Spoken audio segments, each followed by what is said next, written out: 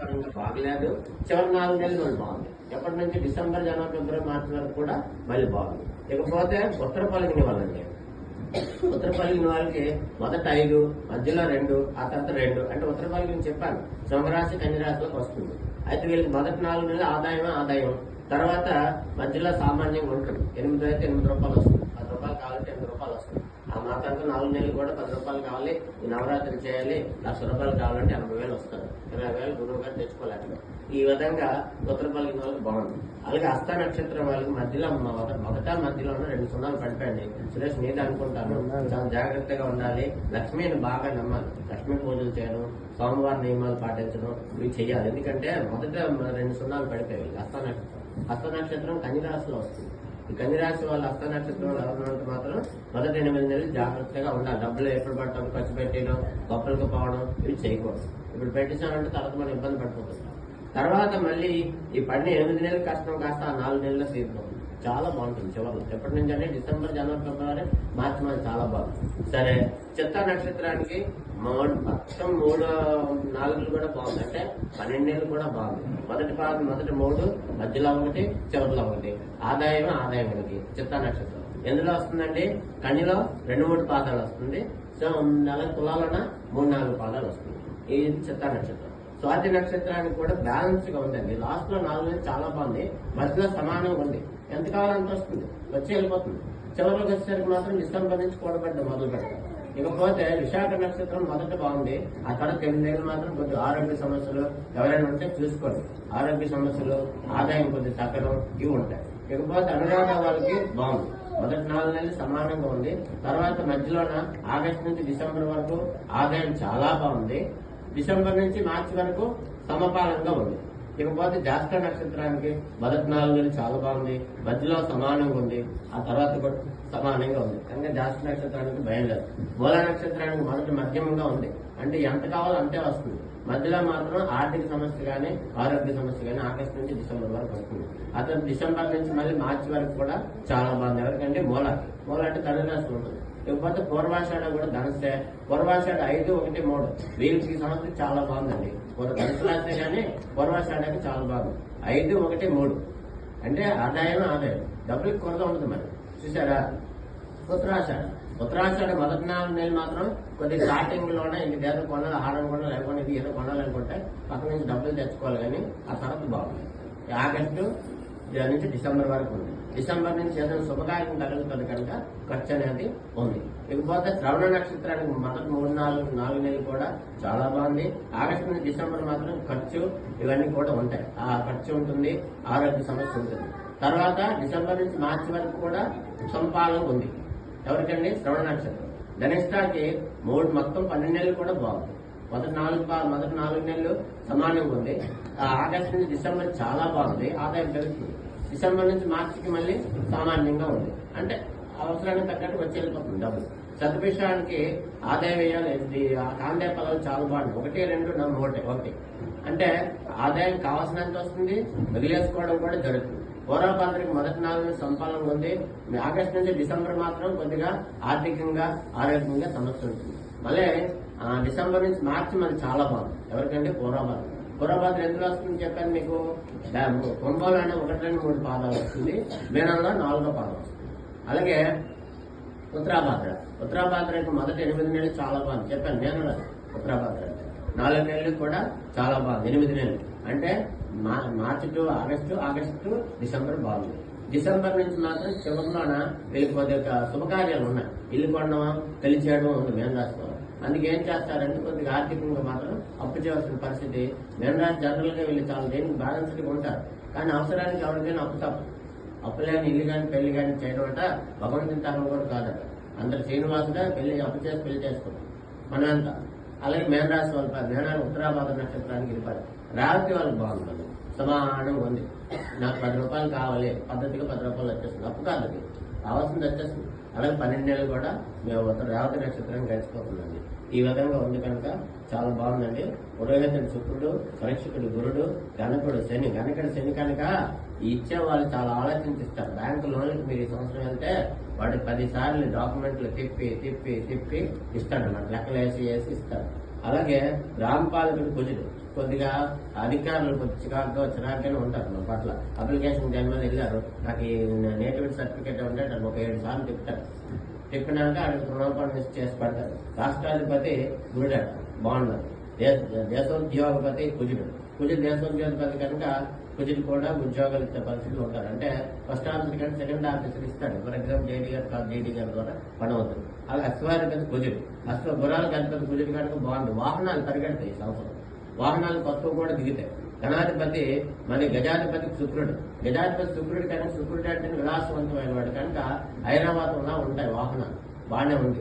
పశువులకు అధిపతి చంద్రుడు, దేవతలకు అధిపతి శుక్రుడు, నరులకు అధిపతి చంద్రుడు, రాముల నాయకుడు గురుడు, వస్త్రములకు అధిపతి సూర్యుడు, సత్వములకు అధిపతి కుజుడు, వజ్రములకు అధిపతి బుధుడు, జంగములకు అధిపతి గురుడు, సర్పములకు అధిపతి శని. కనుక జాగ్రత్తగా ఉండాలి. సర్పాలకు అధిపతి శని అయ్యాడు కనుక ఎక్కువ సర్పపీత ఉంటుంది, కానీ అది కనబడని సర్పాలు. నల్లని సర్పాల వల్ల, కని కనిపించిన వాటి వల్ల విష అనేది ఉంటుంది ఎక్కువ, అందుకే చూసుకోవాలి. చంద్రుడు దేనికని మృగాలకు అధిపతి చంద్రుడు, శుభాలకు అధిపతి గురుడు బాగుంది, స్త్రీలకు అధిపతి చంద్రుడు బాగుంది.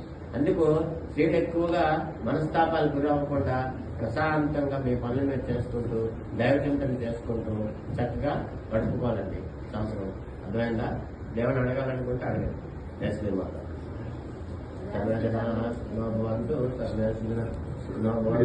స్వాతి అభిజిత్ నక్షత్రాలండి. అలంకార ప్రాప్తి చెప్పినప్పుడు అశ్విని ఎవరెవరు ఉన్నారో పుష్యమి, స్వాతి, అభిజిత్ నక్షత్రాలకు అలంకార ప్రాప్తి, నూతన వస్తు ప్రాప్తి అట. చూసానండి, అశ్విని నక్షత్రానికి యాక్చువల్గా అయితే మేషరాశి వయసని ఉన్నా, వయసని ఏంటంటే ఎప్పుడు కూడా ఉద్యోగం ఉన్నతినిస్తాడు. ఉద్యోగం ఉన్నతినిస్తాడు, నీరసాన్ని ఇస్తాడు, కానీ ఉద్యోగంలో ప్రమోషన్ ఇస్తాడు. మేషరాశిలో అశ్విని నక్షత్రం ఉంటుంది. అలాగే పుష్యమి కర్కాటక రాశిలో ఉంటుంది. స్వాతి నక్షత్రం తులాలో ఉంటుంది. అలాగే అభిజిత్ అంటే మాకు ఏంటంటే ఉత్తరాషాఢ శ్రవణ నక్షత్రాలకు మధ్యలో వచ్చే సంధిని అభిజిత్ అంటారు. ఆ నక్షత్రంలో రావణాసుడు కొడుకుంటారు, అందుకు అభిజిత్ అంటారు. అలాగా ఈ నక్షత్రం 4వ నక్షత్రాల వాళ్ళకి అలంకార ప్రాప్తి, నూతన వస్తు ప్రాప్తి జరుగుతున్నది. ఇకపోతే భరణి, ఆశ్లేష, విశాఖ, శ్రవణ నక్షత్రాలకు మాత్రం కొద్దిగా ఆరోగ్య మంగాలు సబ్సిడీలు చెప్తున్నారు. అందుకే భగవంతుని అంటూ శ్రద్ధ కలిగి ఉండాలి అంతే. కృత్తిక, మక, అనురాధ, ధనిష్ట నక్షత్రాలకు ఆరోగ్య లాభం ఉంది, ఆయు వృద్ధి. అంటే ఎవరికండి? కృత్తిక అంటే వృషభంలో ఉంటుంది, మేషంలో ఉంటుంది. మక అంటే మక ఎందులో ఉంటుందండి? సింహంలో ఉంటుంది. అనురాధ వృశ్చిక రాశిలో ఉంటుంది. అలాగే ధనిష్ట మకరంలో ఉంటుంది, కుంభంలో ఉంటుంది. మకరంలో ఏంటి 1, 2, 3 పాదాలు ఉంటాయి. 4వ పాదం కుంభంలో ఉంటుంది. వీరికట ఆరోగ్య లాభాలు, ఆయుర్వృద్ధి బాగానే ఉంది. రోహిణి, ఉబ్బ, జ్యేష్ఠ, శతపిత నక్షత్రాలు ధనలాభం, కార్యజయం. వీళ్ళకి బాగుంది ఈ సంవత్సరం. రోహిణి వాళ్ళకి, రోహిణి అంటే వృషభ రాశి, ఉబ్బ అంటే సింహరాశి, జ్యేష్ఠ అంటే వృశ్చిక రాశి, శతభిషం అంటే కుంభరాశి. ఈ నక్షత్రాల వాళ్ళకి కూడా ధనలాభం, కార్యజయం అంట. ఏదైనా అనుకుంటే ఆ భగవంతుడు చేసి పెడతాడు. అలాగే మృగశిర, ఉత్తర, మూల, పూర్వాపాత్ర నక్షత్రాలకు మాత్రం కొద్దిగా నమ్మక ద్రోహాలు, కలహాలట. ఈ 4 నక్షత్రాల వాళ్ళు చాలా జాగ్రత్తగా ఈ సంవత్సరం ఉండాలి. ఎవరండి? మృగశిర వాళ్ళు వృషభంలో ఉంటుంది, మిథునంలో ఉంటుంది. వృషభంలో 1, 2 పాదాలు ఉంటాయి, మిథునంలో 3, 4 పాదాలు ఉంటాయి. అలాగే ఉత్తర పలుకుని వాళ్ళు సింహరాశిలో 1వ పాదం ఉంటుంది, 2, 3, 4 పాదాలు కన్యలో ఉంటాయి. ఈ ఉత్తర పలుకుని వాళ్ళకి ఎప్పుడు మోసపోవడం అలవాటే, అతి ప్రేమ, అతి అంతం. అందుకు వీళ్ళు మాత్రం అట. అలాగే మూల వాళ్ళకు కూడా ఎక్కువగా అభిమానాలు, కన్నవారిని ఎగ్జాంపుల్ చెప్తాను, బంధుప్రీతి ఇవన్నీ ఉంటాయి. అదే ఎవరినైనా బాగా ప్రేమించడం అలవాటు. అలాగే పూర్వభద్ర వాళ్ళు కూడా వీళ్ళకి ఏంటంటే నమ్మక ద్రోహాలట, కలహాలట. చాలా జాగ్రత్తగా ఉండండి. ఈ నక్షత్రం వాళ్ళు ఎవరున్నారో చెప్పాను కదా. ఎవరెవరు అండి? మృగశిర, ఉత్తర, మూల, పూర్వభద్ర. ఇకపోతే ఆరుద్ర, హస్త, పూర్వాషాఢ, ఉత్తరాభాద్ర. వీళ్ళకి మళ్ళీ బాగుందండి. ఎవరంటే ఆరుద్ర అంటే మిథున రాశి, హస్త అంటే కన్య రాశి, పూర్వాషాఢ అంటే ఎక్కడండి? ధనుర్రాశి. అలాగే ఉత్తరాభాద్ర అంటే మేనరాశి. వీళ్ళకంటే ఉన్నత స్థితి, కీర్తి, లాభంలో ఉంటాయట. మంచి పేరు వస్తుంది. రాజకీయ పరంగా ఉన్నవండి, లేదంటే వాళ్ళు చేసేదానికి అవార్డులు రావడం ఇవ్వండి, ఇలాంటివి వస్తాయి. పునర్వసు, చిత్త, ఉత్తరాషాఢ, రేవతి. వీళ్ళకి మళ్ళీ బాగాలేదు. పునర్వసుకి చిత్త నక్షత్రం నేను చెప్పాను గురువు గారు అంటే అది ఆ పాదం అందులో ఉంటాయి. అలాగే ఉత్తరాషాఢ, రేవతి విరోధములు, పట్టింపులు, కొట్లాటలు. ఈ పునర్వాసు వాళ్ళు ఎప్పుడు జాయిల్గా ఉంటారు. యాక్చువల్గా చిత్త వాళ్ళు కొద్దిగా అహంకారం ఉంటారు. ఉత్తరాషాఢ వాళ్ళు కూడా స్వాభిమానం కలిగి ఉంటారు. వచ్చారా? ఉంటుంది. రేవతి వాళ్ళు కూడా స్వాభిమానులై ఉంటారు. అంటే దాన్ని మనం తెలియని వాళ్ళు ఈగో అనుకుంటారు, కానీ స్వాభిమానం. ఆ స్వాభిమానాన్ని మనం తగ్గించుకోవాలి, లేకపోతే ఎప్పుడు మనం నిందించవలసి పెరిగిపోతాం. ఎవరెవరంటే పునర్వసు అంటే మిథునంలో 1, 2, 3 పాదాలు, కర్కాటకంలో 4వ పాదం ఉంటుంది. చిత్త కన్యలో 1-2 పాదాలు, తులాలో 3-4 పాదాలు ఉంటుంది. ఉత్తరాషాఢ ధనుసులో మొదటి పాదం ఉంటుంది. మకరంలో 3-4 పాదాలు ఉంటాయి. రేవతి మీనంలో 4 పాదాలు ఉంటాయి. 1-2-3-4 పాదాలు కూడా మీనంలో ఉంటుంది. వీళ్ళందరికీ కూడా వినోదాలు మాట పెట్టినప్పుడు కొట్లాట్లు ఉంటాయట, జాగ్రత్తగా ఉండమని చెప్పారు. ఇక రాశి ఆదాయం వేయాలండి. మేషరాశికి 11 రూపాయలు ఆదాయం అంట. వ్యయం 5 రూపాయలే. ఏమైనా దాచుకోవాలంటే ఈ సంవత్సరం జనరల్గా బ్యాలెన్స్డ్గా ఉంటారు. మేషరాశి మంచిదే, అంత ఖర్చుదారులు కాదు, అలాగని పిసదారులు కాదు. అయితే 11 రూపాయలు సంపాదించి 5 రూపాయలు ఖర్చు పెడతారట. రాజపూజ్యం 2 ఉంటే అవమానం 4 ఉంది. ఉంటుంది, గౌరవమైన అక్కడ అలాగే ఉంటాయి. ఆదాయం బాగుంది కనుక దీంతో కవర్ చేసుకోవచ్చు. అక్కడ అవమానిస్తుండడానికి 10 రూపాయలు ఎక్కువ ఇస్తే ధనవేదం జగత్ కదా, అలాగా రాజపూజ అవమానాలు ఎలాగున్నాయి. ఇకపోతే వృషభ రాశి వాళ్ళకి ఆదాయం 5 ఆదాయం 14 వ్యయం అయింది. అయితే ఇక్కడ చాలా మంది 1014 అని బెంగ తీసుకుంటారు. బెంగ పెట్టుకోవడానికి లేదు, ఎందుకంటే మనం ఖర్చు పెట్టాలని అంటే ఆదాయం వస్తే కదా పెడతాం. అసలు లేదు, ఎవరి దగ్గర తీసుకొని ఇవ్వాలంటే అదొక విధంగా ఆదాయమే, ఇన్కమ్ ట్యాక్స్లు పడుతుంది యాక్చువల్. ఈ విధంగా ఆదాయం 5 14 పర్లేదు, వాళ్ళకి బాగానే ఉంది. ఇకపోతే రాజపూజ్యం అయితే అవమానం 4, అవమానం తక్కువ ఉంది కనుక బాగానే ఉంది. ఇకపోతే మిథునానికి కూడా ఆదాయం 11 ఇచ్చారు. అంటే 3 రూపాయలు ఎక్స్ట్రా తెచ్చుకోవాలి పక్క నుంచి, అయినా పర్వాలేదు బాగుంది. వీళ్ళు 11 ఖర్చు పెట్టాలంటే 11 తెచ్చుకుంటారు ఎక్కడి నుంచో, కనుక నో ప్రాబ్లం. అలాగే అవమానం రాజపూజ్యం 1 ఉంది, అవమానం 7 ఉంది. యాక్చువల్ మిథునానికి వీళ్ళకి ఇచ్చినప్పటికి కూడా జన్మగురుడు చాలా శుభుడండి. మిథున రాశి ఈ సంవత్సరం అంతా కూడా ఎప్పటి వరకు మే వరకు జన్మగురుడు, జూన్ వరకు, తర్వాత ద్వితీయ గురుడు జూన్ నుంచి కర్కాటకం వచ్చేస్తారు. మిథున వాళ్ళకి ఈ సంవత్సరం అంతా బాగుంటుంది. యాక్చువల్గా ఆదాయం అంత సంబంధం లేదు. కర్కాటకానికి ఆదాయం 2 రూపాయలే, వ్యయం 11 రూపాయలు. అలాగే రాజపూజ్యం 4, అవమానం 7. చూసారా, వస్తే గవర్నమెంట్ పక్కన ఉంటాయి. సింహానికి ఆదాయం 5, వ్యయం సమానంగా ఉంది. వీళ్ళకి 10 రూపాయలు వస్తుంది, 10 రూపాయలు పోతూ ఉంటారు. అలాగే కన్య వాళ్ళకి ఆదాయం 8, వ్యయం 11, అవమానం 3, రాజపూజ్యం 3. ఈ విధంగా కన్య వాళ్ళకి ఉంది. ఇకపోతే తులా వాళ్ళకండి. తుల వాళ్ళకి ఆదాయం 5, వ్యయం 14, రాజపూజ్యం 6, అవమానం 3. తుల వాళ్ళకి ఎప్పుడూ బ్యాలెన్స్గా ఉంటారండి, గౌరవంగానే ఉంటుంది ఎప్పుడు కూడా. వృశ్చిక రాశి తెలుసు కదా, అనురాధ, జ్యేష్ఠ నక్షత్రాలు అందులో ఉంటాయి. అలాగే 11 ఆదాయం వీళ్ళకి, వ్యయం మాత్రం 5 అంటే 6 రూపాయలు మిగులుతుంది. రాజపూజ్యం 2, అవమానం 6. చూసారా, అది బ్యాలెన్స్ చేసుకోవచ్చు. ధనురాశికి ఆదాయం 14, వ్యయం 11, 3 రూపాయలు దాచుకోవచ్చు ఈ సంవత్సరం. అలాగే రాజపూజ్యం అయితే అవమానం 6, అవమానం 1 ఎక్కువ ఉంది. అలాగే మకరానికి బాగలేదండి, 2 ఆదాయం ఇచ్చాడు, వ్యయం 8 ఇచ్చాడు, ఇంకా 6 రూపాయలు మళ్ళీ అక్కడ అడుగుతూ ఉండడు. రాజపూజ్యం 1, అవమానం ఎక్కువ ఉంది. తస్మాత్ జాగ్రత్త. మకర రాశి వాళ్ళు శ్రవణ, ధనిష్ట, అలాగే ఉత్తరాషాఢ, మా శ్రవణ, ధనిష్ట నక్షత్రాలు మాత్రం ఈ సంవత్సరం దైవ చింతన బాగా చేయాలి. సోమ మంగళవారి నియమాలు పాటించాలి. శని భాగంగా ఉన్నాడు, గురువారి నియమాలు కూడా పాటించాలి, లేదంటే ఈ ఎఫెక్ట్ అనేది పడుతూ ఉంటారు. ఇకపోతే కుంభానికి ఆదాయం 2, వ్యయం 8. చూసారా, వీళ్ళకి కూడా కొద్ది ఖర్చు ఎక్కువ ఉంది. రాజపూజ్యం 4, అవమానం 2, అది బాగానే ఉంది. అలాగే మీనం వాళ్ళకి ఆదాయం 14, వ్యయం 11, అంటే 3 రూపాయలు ఈ సంవత్సరం కవర్ చేసుకోవచ్చు. అలాగే రాజపూజ్యం 7, అవమానం 2, ఇది కూడా బాగుంది. మీనానికి చాలా బాగుంది. ఒక విధంగా చెప్పాలంటే జన్మలో గురుడు కూర్చున్నాడు మీనానికి. శని అసలు ఏంటి, శని బాగుంటుందండి అనుకుంటారు, కానీ మీనరాశి శని ఎఫెక్ట్ ఉండదు. ఎవరెవరండి మీనరాశి? పూర్వభద్ర 4వ పాదం, ఉత్తరాభద్ర 1, 2, 3, 4 పాదాలు, రేవతి 1, 2, 3, 4 పాదాలు మీనరాశికి వస్తాయి. వీళ్ళకి చాలా బాగుంది.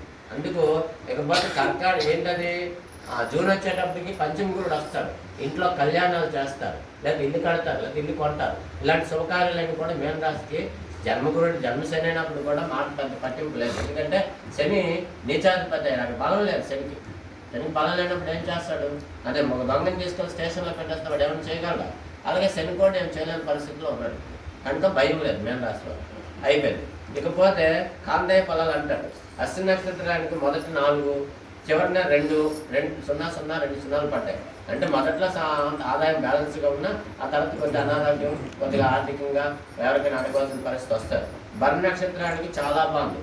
7, 1, 2, మొదటి 3 నెలలు, తర్వాత 4 నెలలు, తర్వాత 4 నెలలు కూడా చాలా బాగానే ఉంది. ఆదాయ వ్యయాలన్నీ బాగున్నాయి. కృత్తిక నక్షత్రానికి సమానంగా ఉంది, మొత్తం 12 నెలలు కూడా. అలాగే రోహిణి మొదట 5, తర్వాత 0, మధ్యలో 0, చివరిలో 1. అంటే మధ్యలో 0 అంటే ఇప్పుడు ఏంటంటే ఎప్పుడు స్టార్ట్, మార్చి, ఏప్రిల్, మే, జూన్ వరకు ఆదాయపరంగా బాగుంది. ఆ జూలై, ఆగస్ట్, సెప్టెంబర్, అక్టోబర్ వరకు కొద్దిగా అప్పు చేయవలసిన అవసరం వస్తుంది. నవంబర్, డిసెంబర్, జనవరి, ఫిబ్రవరి మళ్ళీ బాగుంటుంది వీళ్ళకి. ఎవరికండి? రోహిణి నక్షత్రం. అలాగే మృగశిర నక్షత్రానికి మొదట బాగాలేదు, మొదటి 4 నెలలు. తర్వాత 8 నెలలు చాలా బాగుంది, 1, 3 పడింది. ఆరుద్ర నక్షత్రానికి మొదటి 8 నెలలు చాలా బాగుంది, మొదటి 4 నెలలు ఆదాయం, తర్వాత బ్యాలెన్స్గా ఉంటుంది. చివరిలో మాత్రం కొద్దిగా పెళ్లి కట్టితే కొద్దిగా అడగాల్సి వస్తుంది ఎవరికైనా సరే. ఇది ఓకే. ఇకపోతే పునర్వసు నక్షత్రానికి మొదట్లో 6 వచ్చింది, మధ్యలో 0 వచ్చింది, చివరిలో 2 వచ్చింది. మొదటి బ్యాలెన్స్ ఉంది, మధ్యలో కొద్దిగా అప్పు ఇవి ఉంటాయి, తర్వాత చివరిలో మళ్ళీ బాగుంది. పుష్ప నక్షత్రానికి 3 బేస్ సంఖ్యలే, 1, 1, 4. మొదటి 4 నెలలు బాగుంది ఆదాయ వ్యయాలు, తర్వాత 4 నెలలు బాగుంది, చివరిలో మాత్రం కొద్దిగా 8 నెలల మీద ఆదాయం కొద్దిగా తగ్గుతుంది. 10 రూపాయల దగ్గర 8 రూపాయలు వస్తుంది అంతే, అంతకుముందు నష్టం లేదు. ఆశ్లేష వాళ్ళకి మొదటి 4, మధ్యలో 2, చివరిలో 1. మొదటి 8 నెలలు సామాన్యంగా ఉన్నప్పుడు కూడా చివరిలో 4వ నెలలు మళ్ళీ పొగాకు వచ్చేసరికి వాళ్ళకి ఆదాయ పనులు చాలా బాగుంది ఆశ్లేష వాళ్ళకి. మకర నక్షత్రం వాళ్ళకి మొదటి 4 నెలలు చాలా బాగుంది, మధ్యలో 0 వల్ల ఆర్థిక ఇబ్బందులు ఉంటాయి, చివరిలో మళ్ళీ బాగుంది 4 నెలలు ఆశ్లేష మక వాళ్ళకి. అలాగే పుబ్బ వాళ్ళకి మధ్యలో 2 అంటే ఆదాయాలు సమానంగా ఉంటాయి. ఆ తర్వాత 4 నెలలు కూడా అంటే ఆగస్టు నుంచి ఎప్పటి వరకు అండి? డిసెంబర్ వరకు మళ్ళీ